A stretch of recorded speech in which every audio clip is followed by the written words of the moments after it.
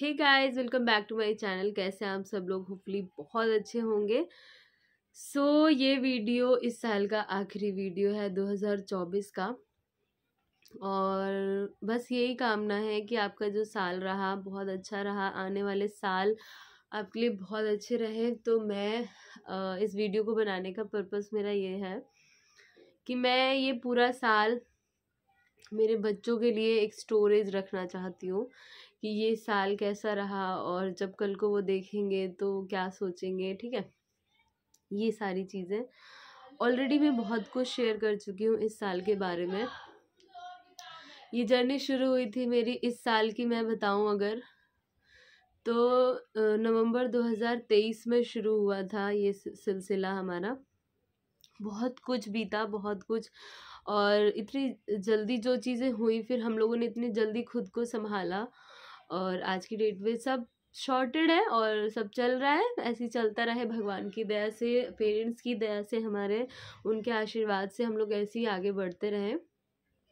तो ये वीडियो इसलिए कि मैं थैंक्स कहूँगी आप सबका भी, जो लोग भी मेरी वीडियोस देखते हैं उन्होंने हमेशा मुझे मोटिवेट किया, हमेशा मुझे ये कहा आप बहुत पॉजिटिव हैं और आप बहुत, मतलब मेरी हमेशा आप लोग मुझे एक ही कमेंट आएगा लेकिन बहुत अच्छा आता है। So thank you so much. बहुत लोगों से मैंने बातें भी करी इस सिलसिले को लेकर कि हमें कंसीव करना है, आपको क्या प्रॉब्लम थी तो आप हमें गाइड करो, ये सारी चीज़ें। तो यस, मैं हमेशा करती हूँ। और कईयों ने पूछा मुझसे कि क्या कोई चार्ज लेते हो या कुछ भी ऐसा, जैसा कि यूट्यूब पे चलता है। तो जी, मैं कोई चार्ज वगैरह कुछ नहीं लेती हूँ, मैंने ये सब भी बताया आपको। और बहुत कुछ हुआ और मैं 2 बच्चों की मम्मी बन गई पिछले 2023 में, जो कि मेरा बेटा अब 1 साल का टचवुड हो गया, अच्छे से सब चल रहा है। हर पेरेंट्स का यही होता है, बच्चे स्वस्थ रहें और अच्छे से रहें, बस हमारा भी सेम सिस्टम है। और सीख बहुत मिली इस साल, बहुत कुछ सीखा मैंने, बहुत कुछ सीखा, इतना कि बस वो जो सीख है ना हमेशा याद रहेगी। कौन साथ देता है, कौन नहीं देता है, कैसी परिस्थिति में हमें कैसे रहना चाहिए, कैसे फैसले लेने चाहिए, बहुत कुछ सीखा मैंने। ठीक है, तो ये जो कहा, मैं आपको भी आज कुछ चीज़ें बताऊंगी, अगर आप अपनी ज़िंदगी में उसे फॉलो करेंगे तो आपके लिए भी अच्छा रहेगा। तो मैं आपको बताऊं, इस साल सबसे बड़ी चीज़ जो हुई थी वो हमारा बहुत बड़ा लॉस हुआ, जिसको भरपाई नहीं हो सकती। वो हमारे फादर हैं, मतलब मेरे फादर इन लॉ जब चले गए तो लास्ट 19 जनवरी को, इस दौरान उनकी तबीयत ख़राब थी। पिछले साल दिसंबर में उनकी तबीयत ख़राब चल रही थी और मैं भी उस समय हॉस्पिटल से आई ही थी, तो मेरी भी कंडीशन कुछ ऐसी थी। पता नहीं सारी चीज़ें एक साथ आ गई थी उस समय पे, और हम जो है मतलब बीमार थे वो बहुत ज़्यादा। हम शायद कुछ भी कह लीजिए आप, उनका समय आया था या हमारी लापरवाही हो गई, क्योंकि मेरे हस्बैंड जो है मुझ में लगे हुए थे। मेरे छोटे बच्चे थे दोनों, एक तो 1 महीने का ही हुआ था अभी, कह लीजिए, है ना। तो इस दौरान वो काफ़ी ज़्यादा बीमार चल रहे थे, कट करना पड़ा बीच में क्योंकि बाहर ओम रोने लगा था। तो वो टाइम ऐसा था ना, हर कोई हमें समझ आया कि कौन अपना है कौन पराया है। इवन उस दौरान हमें ये भी समझ आया कि अपने बच्चे तक अपने नहीं होते हैं। मेरे फादर इन लॉ की बात कर रही हूँ मैं, कि मेरे जो पापा थे, पापा ही बोलती थी मैं उनको, ख़त्म हुए वो 19 जनवरी को। इससे पहले ये वो टाइम है जब दिसंबर का, जब हमने फ़ोन किया था कि उनसे मिल लो, उनकी तबीयत ज़्यादा ख़राब है। और वो 5-6 दिन के अंदर फिर सही हो गए थे, सब कुछ सही हो गया था। सडनली उनको बहुत ज़्यादा दिक्कत होने लगी चलने फिरने में, और उन्होंने कहा कि मुझे जो है दवाई दिला दो। तो हमने कहा नहीं, आप एडमिट हो जाओ। लेकिन वो एडमिट नहीं होते। बड़े बुजुर्ग जब किसी ज़िद पे आ जाते हैं ना, वो किसी की नहीं सुनते। और उस टाइम पे मेरे हस्बैंड अकेले ही थे। बुलाया था घर से लोगों को लेकिन कोई नहीं आया। जिनके लिए उनने सबसे ज़्यादा किया था वो लोग ही नहीं आए। और उनके सबसे बड़े बेटे, उनको भी इन्फॉर्म किया गया था लेकिन वो भी नहीं आए, कोई नहीं आया। ठीक है, फिर वो हम दोनों ही थे। मैं तो इस कंडीशन में थी कि मैं अपने बच्चों को भी गोद में नहीं उठा सकती थी, ऐसी कंडीशन थी मेरी, तो मैं क्या ही कर लेती। उनकी पोती जो कि अंजलि आप हमेशा जानते हो, वो है हमारे साथ और हमेशा रहेगी। टच भगवान करेगा तो सब कुछ अच्छे से रहेगा। तो वो मेरे हस्बैंड दोनों मिलके उनका जो भी था, सुसु पॉटी जो भी सारी चीज़ें थी करते थे। ऐसे करते करते करते 17 जनवरी के आसपास उनकी तबीयत ज़्यादा ख़राब हुई और 17 जनवरी 2024 को बहुत ज़्यादा उनकी तबीयत ख़राब हुई, इतनी कि वो चल फिर भी नहीं पा रहे थे और ठंड थी बहुत ज़्यादा। मैंने कई व्लॉग्स में आपको बताया, जहाँ हम रहते थे वहाँ लाइट नहीं थी। सोलर सिस्टम है, सोलर से सारा काम होता था। तो सोलर पे आप ठंड के मौसम में जब बादल लगे रहते हैं वहाँ पे आप कुछ नहीं चला सकते, ना आप हीटर चला सकते हो ना कुछ और चला सकते हो। और जिस बंदे का ऑपरेशन हुआ है, जैसे मैं हुआ था उस समय, तो आप खांस भी नहीं सकते हो, इतना ज़्यादा प्रॉब्लम होता है आपको। तो आग भी बहुत ज़्यादा नहीं जला सकते थे हम, क्योंकि मैं एकदम से परेशान हो जाती थी। तो आग हम लोग उतना जलाते थे जितना हमसे होता था सफिशिएंट, बाहर जलाते थे फिर उसे अंदर लेके आते थे। और वो खुद भी अस्थमा के पेशेंट थे, मेरे जो फादर इन लॉ थे, तो उनको दिक्कत होती थी। तो ये सारी परेशानी हमने झेली। और वहाँ हमारा रहने का भी मेन रीज़न थे हमारे पापा, कि हम जो कॉलोनी में रहते थे, आप सबको पता है हम कहाँ रहते थे और किस कंडीशन में रहते थे, आप सब जानते हैं। बहुत सारे वीडियोज़ में मैंने शेयर किया है। बहुत लोगों ने कहा कि उनके जाने के बाद ये लोग तुरंत चले गए वहाँ से अपने बच्चों को लेके, नहीं जाना चाहिए था। देखो, वहाँ रहने का रीज़न ही पापा थे। हम लोग फ्लैट में रहते थे पहले, तो पापा आए गांव से, तो उस समय पे उनके लिए, हाँ, ये सारी बातें मैंने कभी किसी को बोली नहीं है, लेकिन मैं चाहती हूँ कल को हमारे बच्चे और जो लोग वीडियो देखते हैं उनको, उन्होंने कई लोगों ने बोला कि आप इतनी जल्दी वहाँ से क्यों चले गए। वहाँ के लोग भी कुछ वीडियोस देखते हैं मेरे, उनके लिए। पहले हम जो है बाहर रहते थे, पूरी सुख सुविधाओं के साथ रहते थे, लाइट सारी चीज़ें थी हमारे पास। लेकिन फिर क्या हुआ ना, हमारे फादर इन लॉ सडनली गाँव से आए, वहाँ पे कोई उनका करने वाला नहीं था, है ना। तो वो वहाँ से आए और वहाँ से आने के बाद पापा को हम वहाँ रखते थे, लेकिन उन्होंने कहा मैं यहाँ नहीं रहूँगा, मैं गाँव चला जाऊँगा। हमारे पास ऑप्शन नहीं था, हमने सोचा जल्दी कैसे भी करके अपना घर बना ले और तो पापा वहाँ पे रहने लग जाएंगे। क्योंकि देखो, बिहार यूपी में ना ऐसा अक्सर होता है कि हम इतने मॉडर्न नहीं हैं कि एक ही फ्लोर पे और एक ही जगह पे बहू ससुर सारे लोग रह लें। थोड़ा सा पर्दा होता है, हाँ, घूंघट वगैरह मैं नहीं करती थी, लेकिन ऐसा नहीं कि उनके सामने मैं कैसे भी चली जाऊंगी, ठीक है। तो मैं ऊपर रहती थी, पापा नीचे रहते थे और ऐसे ही चल रहा था। दूसरा, हम लोगों में इतनी शर्म थी कि मैं और मेरे हस्बैंड उनके सामने ज़्यादा बात भी नहीं करते थे, पापा के सामने अपने बहुत ज़्यादा हम खुल के बात भी नहीं कर पाते। तो मैं तो फिर भी कर लेती थी, वो बिल्कुल नहीं करते थे। तो ये सारी चीज़ें थी, हमें लगा मैनेज हो जाएगा और मैनेज हो भी रहा था। जब तक मेरे बच्चे नहीं हुए थे सारी चीज़ें ठीक चल रही थी, जितना सोलर था सफिशिएंट था, मैं छत पे सो जाती थी और पापा के लिए हम सारी चीज़ें वो कर देते थे। लेकिन जब बच्चे हुए तो चीज़ें डिवाइड हो गई और फिर वो चीज़ें ऊपर भी, मतलब ऊपर वाले फ्लोर पे भी मैनेज करना पड़ता था, नीचे भी। कैसे कैसे हमने समय काटा हम ही जानते हैं वहाँ पे 6 साल पापा के लिए, कि पापा अच्छे से रहें, खुश रहें, गाँव जाने की ज़िद ना करें, क्योंकि वहाँ पे कोई उतनी केयर करने वाला था नहीं उनका। हम सबसे छोटे हैं, मतलब मैं सबसे घर में छोटी हूँ। तो ये सारी चीज़ें ना दिमाग में घूमने लग गई कि अब क्या होगा, अब क्या होगा। सडनली 19 कह रही हूँ, 18 जनवरी को दोपहर में 2 बजे के आसपास उन्होंने अंतिम सांस ली अपनी। और उनके बड़े बेटे, मतलब कि मेरे जेठ जी, आए हुए थे एक दिन पहले ही। सब कुछ ठीक था, रात में सारी चीज़ें खाई अगले दिन। और मेरे जो चाचा ससुर वगैरह हैं उनके बच्चे आए, दो तीनों लोग आ गए थे। वो उन्होंने कहा कि अब इनका लास्ट टाइम है। तो सारी चीज़ें हो गई जनवरी में ही, 18 जनवरी को। 19 जनवरी को वो जब थे तब कहते थे कि मुझे हरिद्वार जाना है। तो हरिद्वार जाने के था, तो हमारे दिमाग में ये चीज़ थी कि जब वो बोलते थे कि जब मैं ख़त्म हो जाऊँगा तो मुझे हरिद्वार लेके जाना।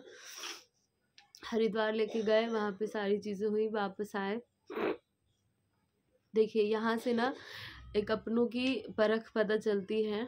सडनली मेरे हस्बैंड ने बोला ना सारी चीज़ें गाँव से करेंगे, तो ज़िद में वो चले गए। लेकिन मैंने कहा था नहीं, जब सब कुछ यहीं हुआ है तो यहीं होगा। मेरी मम्मी, मेरे भाई ने भी यही बोला और कुछ रिलेटिव्स ने भी बोला कि नहीं, सब कुछ यहीं होना चाहिए। तो वो घर चले गए और घर घर जाने के बाद रास्ते में हमारे जो फैमिली मेम्बर हैं उन्होंने कहा मैं खाना वगैरह नहीं बनाऊंगी, मैं ये नहीं बोलूँगी कौन, लेकिन हाँ फैमिली मेम्बर ने बोला मैं कुछ नहीं करूँगी। तो फिर हस्बैंड को मेरे वापस आना पड़ा और रास्ते से मुझे फ़ोन किया गया कि ये सब है, खाना वाना तुमको ही बनाना पड़ेगा। मेरी कंडीशन ये भी नहीं थी कि मैं बैठ पाऊँ और सारी चीज़ें मैं करा पाऊँ। बच्चे को ही फीड में मुश्किल से कराती थी, मुश्किल से नहीं, बहुत मतलब दर्द में कराती थी मैं। फिर भी मैंने कहा कोई बात नहीं, जो होगा देखा जाएगा, है ना, सब उनके आशीर्वाद से है, ऊपर वाले के, जो कराएंगे सब अच्छा होगा, सब कुछ अच्छा होगा। तो हुआ, वो आए वहाँ से, और आने के बाद जो है बस ये कंडीशन थी कि मैं कर रही थी, शरीर चल रहा था मेरा, और कर रही थी मैं पापा के लिए जो चले गए, दूसरा मेरे हस्बैंड के लिए और मेरे बच्चों के लिए, कि यार कल को मेरे बच्चे क्या सीखेंगे, कैसे हमारे मम्मी पापा ने कुछ तो किया होगा ना। तो वही सारी चीज़ें, रात में 12 बजे वो लोग लखनऊ से वापस आए और फिर मैंने खाना वगैरह जो हमारे यहाँ चूल्हे पे बनता है सारे रिचुअल्स किए, जैसे तैसे हुआ। उसके बाद जो है ना, फिर वहाँ से हमारे दिमाग में 1-2 महीने बाद ऐसा हुआ कि अब हमें शिफ्ट करना है। शिफ्ट इसलिए करना था क्योंकि वहाँ बच्चों के लिए भी प्रॉब्लम था लाइट का मेन, बाकी तो कोई दिक्कत नहीं, मेन लाइट, दूसरा माहौल और ये सारी चीज़ें। अब जब लाइट नहीं है तो आप बाहर जाएंगे तो बच्चा सारी जगह घूमेगा, और जब सारी जगह घूमेगा तो सारी चीज़ें देखता है, तो घर से ज़्यादा बाहर रहना पड़ता था, ऐसा कह लीजिए आप, है ना। यही सब, इसलिए हमें वहाँ से शिफ्ट होना पड़ा। तो 2024 फिर यहाँ पे मैं अक्टूबर में ही आई हूँ, मतलब जनवरी के बाद मैं अक्टूबर तक वहीं थी। नीचे का फ्लोर था उसको रेंट पे दिया, ऊपर वाला रेंट पे दिया, जो लोग जानते हैं उन्हें पता होगा। तो यही था, और वहाँ से फिर हम बाहर आ गए, अब यहाँ आए हैं। तो टचवुड यहाँ भी मैंने आते ही सारी चीज़ें सेटअप करी, कोचिंग सेटअप करा, घर को सेटअप करा, सारी चीज़ें हुई। और मैं बता दूँ यहाँ पे हम रेंट पे हैं, दोनों जगह नीचे ऊपर जो ले रखा है रेंट पे ही है। बस यही करेंगे आगे आने वाले साल में, सारी चीज़ें अच्छी हों। इस दौरान मैंने अकेले बच्चों को संभालना, सारी चीज़ें करना, सब कुछ किया, और इतनी हिम्मत दी मुझे भगवान ने, मेरे पेरेंट्स ने, मेरी मम्मी ने, मेरे भाई ने, सब ने मुझे इतनी हिम्मत दी कि यार तू कर लेगी। खासकर मेरी मम्मी, मैं बता दूँ, एक माँ का रोल ना तब आपको समझ आता है जब आप खुद एक माँ बन जाते हो। ये कह लीजिए, जब मैं माँ नहीं बनी थी उस टाइम में अपनी मम्मी को किस नज़रिए से देखती थी और आज मैं किस नज़रिए से देखती हूँ, ज़मीन आसमान का अंतर है। उस टाइम उतनी, पता नहीं क्यों, उतनी बुद्धि नहीं चलती थी, और मम्मी डांट देती थी या कुछ भी, तो मैं उसको अपोज कर देती थी कि नहीं ये गलत है। लेकिन आज ऐसा लगता है ना कि यार वो जो चीज़ कहती हैं वो सही है, वो सही होगी, हमें अपने जीवन में उसे अपनाना चाहिए। और जितना उन्होंने देखा, शायद मैं देख लेती ना तो मैं धरती के नीचे चली जाती। सही बता रही हूँ, जितना उन्होंने सफ़र किया ना मैं नहीं कर सकती, ना मैं कर पाऊँगी जितना उन्होंने सफ़र किया। तो मुझे लगता है उनसे सीखने की बहुत ज़्यादा ज़रूरत है, और उनसे सीखने की इतनी ज़रूरत है ना कि अगर हम उनकी चीज़ें शायद सीख लेंगे ना तो हमारे आने वाले 2 जन्म सही हो जाएंगे, ठीक है। तो यही है। ऑल दो एज के हिसाब से देखो, हर कोई बचपना आ जाता है सब में, उनमें भी है, वो रहेगा और वो होना चाहिए। हमेशा आप इतना सीरियस बन के नहीं रह सकते हो। तो मेरी मम्मी भी ऐसी ही है, और भगवान करे टचवुड हमें वो स्वस्थ रहे, जब तक रहे अच्छे से रहे हमारे साथ, और उन्हीं की देन है कि आज मैं आपसे बात कर पा रही हूँ। ये बात करने का कॉन्फिडेंस सब पेरेंट्स की वजह से होता है, तो उनका हमारी ज़िंदगी में एक बहुत बहुत बड़ा रोल है। दूसरा मेरा भाई पता नहीं कभी वीडियो देखेगा कि नहीं देखेगा, वैसे वो लोग देखते नहीं मेरे ब्लॉग्स। तो वो है, थोड़ा बचपना है उसके अंदर बहुत ज़्यादा। इस साल उसकी शादी है फरवरी में, 18 फरवरी को तैयारियां चल रही हैं। शादी अच्छे से हो जाए, शादी के व्लॉग आप लोगों के साथ शेयर करूँगी, मैं वीडियो ज़रूर डालूँगी। आने वाली बहू कभी ये वीडियो देखेगी, मतलब मेरी भाभी ये वीडियो देखेंगी, तो बस मैं उनको यही कहूँगी, जब भी आइएगा फैमिली, हमारे परिवार को समझने की कोशिश करना, और सबकी तरह नहीं है कि हमारे अंदर छल कपट या कुछ भी है, सीधे साधे रहें हमेशा और रहेंगे। तो आपसे भी यही उम्मीद है, आप भी ऐसे ही रहेंगे जैसे हम लोग हैं। बच्चों को मैं बस यही कहूँगी कि हमेशा अपने पेरेंट्स से बुरा सीखना मत सीखना, लेकिन अच्छा ज़रूर सीखना, क्योंकि हम परफेक्ट नहीं है और ना हो पाएंगे। ना मैं तो तुम्हारे पापा कभी परफेक्ट होंगे। ये सारी चीज़ें हैं। और रिश्ते उनसे रखो जो आपके लिए हैं, नहीं है तो आप भी 2 कदम पीछे हट जाओ। सबको मैं यही कहूँगी कि अगर कोई आपके लिए 1 कदम आगे बढ़ाता है तो आप उसके लिए 4 कदम बढ़ाओ, नहीं तो कोई 2 कदम पीछे जाता है तो आप खुद 4 कदम पीछे हो जाओ। कोई ज़रूरत नहीं है, कोई काम नहीं आता। रिश्तेदार, दोस्त, यार बहुत रेयर काम आते हैं, बहुत रेयर काम आते हैं, नहीं तो कोई काम नहीं आता। जब आप एक सफरिंग टाइम में होते हो ना, सबसे ज़्यादा आपको पैसे की ज़रूरत होती है, सबसे ज़्यादा। लेकिन कोई पैसा तो पूछो, कोई आपको हाल भी नहीं पूछेगा, तो क्या फ़ायदा, है ना। तो मैं यही कहूँगी, अगर आपके दोस्त हैं, सारी चीज़ें हैं ना, तो आप बस ये बनाओ कि वो दोस्त हमारे काम आ जाए, क्योंकि आज की दुनिया में कोई काम नहीं आता। आएंगे अपने फैमिली मेम्बर ही, फैमिली मेम्बर में भी वो जो आपके अपने हैं। लोग कहते हैं लड़कियां अपने मायके में क्यों ज़्यादा ध्यान देती हैं, क्यों, है ना। तो वो इसीलिए होता है क्योंकि ससुराल वालों को मतलब ही नहीं रहता। जो भी दिक्कत होती है, परेशानी होती है, मायके वाले आ जाते हैं, मायके पे ध्यान देती हैं वो। ठीक है, तो अगर ससुराल वाले ही ध्यान देने लग जाएंगे तो मायके वालों की क्या ज़रूरत है। जैसा मेरे केस में है, किसी को कोई मतलब नहीं है तो मेरे मायके वाले आते हैं। एंड मैं प्राउडली कहती हूँ कि हाँ, वो मेरा साथ देते हैं, मैं उनका हमेशा साथ दूंगी। उसके बाद हस्बैंड की बात की जाए तो ये साल मैंने उनका एक रूप देखा, वो है धैर्य का, अच्छे बेटे का, अच्छे फादर का। और पति का नंबर लास्ट में आता है उनका, कि लास्ट में मैं उनको गिनती हूँ कि हाँ ये अच्छे पति भी हैं। लेकिन सब अच्छे हैं वो, ठीक है। थोड़ा सा गुस्सा ज़्यादा है उनमें, भगवान करे आने वाले साल में वो गुस्सा कम हो और उनकी लाइफ सेटल हो जाए। मुझे पता है उनकी लाइफ बहुत उथल पुथल है, बहुत अप्स एंड डाउन्स होते हैं उनके साथ, जॉब हो, सारी चीज़ें हों, बहुत ज़्यादा होते हैं। तो भगवान करे उनकी लाइफ सेट हो जाए। और ऑलरेडी सेट है, उनकी बीवी है, 2 बच्चे हैं। लेकिन देखो उन्होंने जो खोया वो मैं समझ भी नहीं सकती अभी। उनके फादर मदर दोनों ही नहीं है अब, पहले मम्मी नहीं थी, अब पापा नहीं है। तो उन्होंने जो खोया वो हम सोच भी नहीं सकते अभी फ़िलहाल, ना मैं उसको फील कर सकती हूँ उतना। क्योंकि देखो पेरेंट्स का जाना बहुत बड़ा लॉस होता है, बहुत बड़ा लॉस होता है। वो उन्होंने खो दिया और ये साल खोने के बाद उन्होंने खुद को बहुत अच्छे से संभाला, हमें संभाला, अपने बच्चों को संभाला। उस कमी को तो नहीं पूरा कर पाएंगे कभी, लेकिन हाँ ये है कि उनसे सीखने को बहुत कुछ मिलता है, मैं बताती नहीं हूँ उनको। और यही है कि धैर्य उनमें बहुत ज़्यादा है, समझदार थोड़े कम है, बाकी बहुत अच्छे हैं, ठीक है, बहुत अच्छे हैं। वो हर चीज़ अच्छे से कर रहे हैं और अच्छे से करेंगे, ये है। तो जो भी किया अपने पेरेंट्स के लिए, अपने भाइयों के लिए उन्होंने बहुत किया, लेकिन पे बैक उनको नहीं मिला तो कोई बात नहीं। हर चीज़ का गिव एंड टेक मिले ज़रूरी नहीं है। कभी कभी चीज़ें हम सिर्फ देते ही हैं, वापस नहीं आती हैं। तो वो ऊपर वाला है ना, वो देता है हमें। जो चीज़ हमें इंसान नहीं दे पाएगा वो देगा, और वो उनको देता है ना। तो यही सब है। बाकी bye bye, take care, happy new year. ये वीडियो आप हैप्पी न्यू ईयर पे देखेंगे। So happy new year. जो लोग मुझसे पूछते हैं कि हमें बच्चे नहीं है, नहीं है, नहीं है, क्या करें, परेशान मत होइए, परेशान होने से नहीं होगा।